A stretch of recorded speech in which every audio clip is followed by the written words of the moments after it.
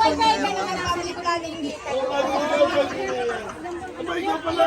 Aba, ba't mo ako tatanggol dito ng katlog? Ang dami yan, ay talaga. Ayan yung mga nakatago. Yan.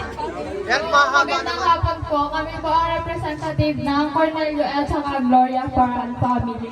So, ito po ang asawa ng Lolo Kune, ang Lola Gloria po, or ang Lola Galo. Tapos, ang panganay po ay sumakabilang buhay na po, ang Mama Mena Faran po de la Cruz. At ang meron po silang dalawang anak, si Kuya Wilmer Matthew po at saka si Ate Wilaya Mariel de la Cruz po.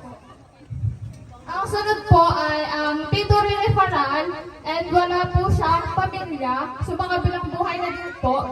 And ang sunod po ay ang Ninang Lisa Faral Rivera.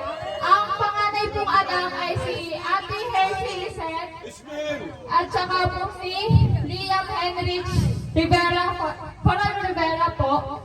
Ang sunod po ay ang Mama Alda Faral Dalisay po, at ang panganay po ay Ashley Nicole Dalisay Faral Dalisay. Ang sunod po ay ako, Alaysa May Faral Dalisay po. Ang bunso po namin ay si Nicos Andre Faral Dalisay.